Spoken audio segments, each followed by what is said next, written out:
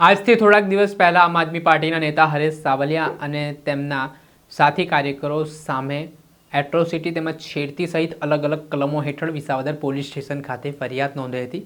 આ ઘટનાને લઈને હવે દલિત સમાજના આગેવાનો હરેશ સાવલિયાના સમર્થનમાં આવ્યા છે અને જે એટ્રોસિટી એક્ટ હેઠળ જે કાર્યવાહી થઈ રહી છે તે બાબતે તેમણે કેટલાક સવાલ ઉઠાવ્યા છે।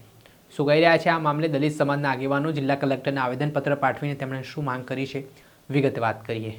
વૈષ્ણવજન તો તેને કહીએ જે પીડ પરાઈ જાનાને રે।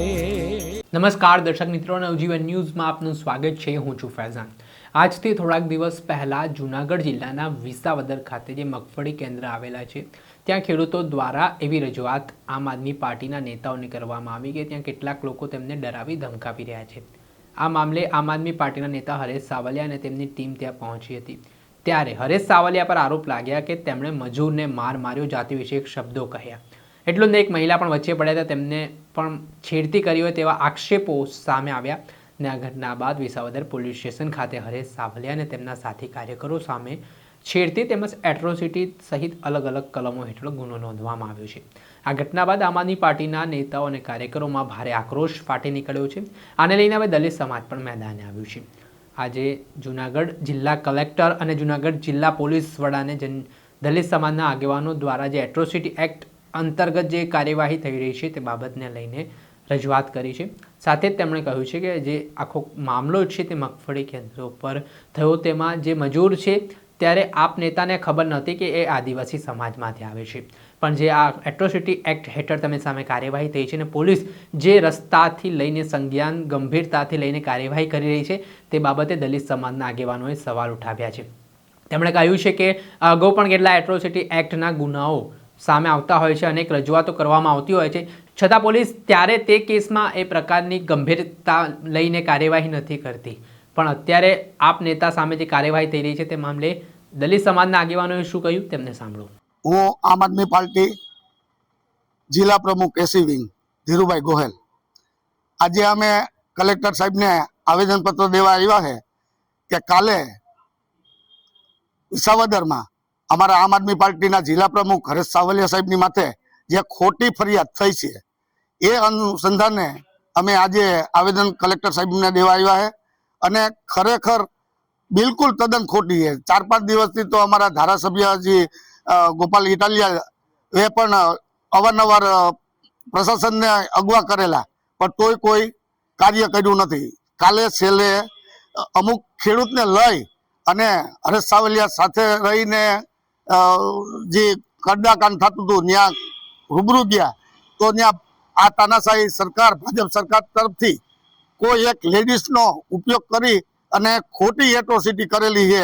હું દલિત અને આમ આદમી પાર્ટીના જિલ્લા પ્રમુખ છું અને આ બિલકુલ તદ્દન ખોટી વસ્તુ છે, એ માટે અમે આજે આવેદનપત્ર દેવા આવ્યા છે।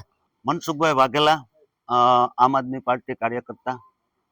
કાલે વિસાવદરની અંદર જે એક બનાવ બન્યો અને જે કડદા પાર્ટીના હિસાબે જે મગફળી કેન્દ્ર ઉપર જઈ અને હરેશભાઈ સાવલિયા ઉપર અને અન્ય આમ આદમી પાર્ટીના નેતાઓ ઉપર ખોટો એક કોઈ પણ મજૂરનો ગેરઉપયોગ કરી અને એટ્રોસિટી એક્ટ મુજબ જે ગુનો દાખલ કરવામાં આવ્યો, ખરેખર આ હાવ ખોટી વસ્તુ છે। કારણ કે આ ભાજપની તાનાશાહી અને પોલીસ ભાજપના ઇશારે આવા ગુના નોંધે છે।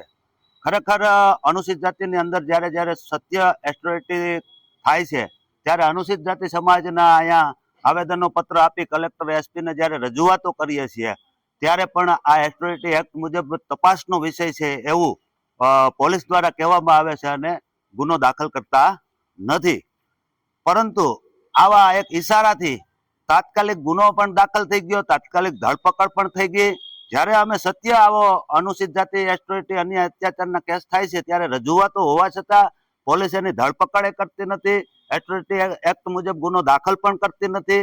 આજે આ ભાજપના ઈશારે તાત્કાલિક ગુનો દાખલ થઈ ગયો અને ધરપકડ થઈ ગઈ અને અમે જ્યારે રજૂઆત કરી છે ત્યારે પોલીસ એને ટેબલ જામીન પણ આપી દે છે। આવા ઘણા કેસ છે ગુજરાતની અંદર, હું એના દાખલા પણ આપી શકું એમ છું।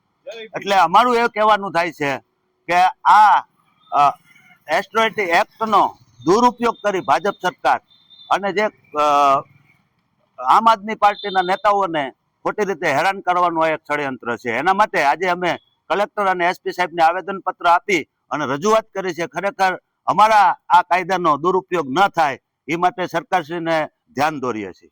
આપણે સાંભળ્યા હતા દલિત સમાજના આગેવાનો જેઓએ જૂનાગઢ જિલ્લા કલેક્ટર જઈને પોલીસની કામગીરી સામે સવાલ ઉઠાવવાની શરૂઆત કરી છે ને જે રીતે આક્ષેપો આમ આદમી પાર્ટીના નેતા પર છેડતી અને એટ્રોસિટીના લાગ્યા છે તેના કારણે હવે મામલો દિવસેના દિવસે ગરમાતો જઈ રહ્યો છે.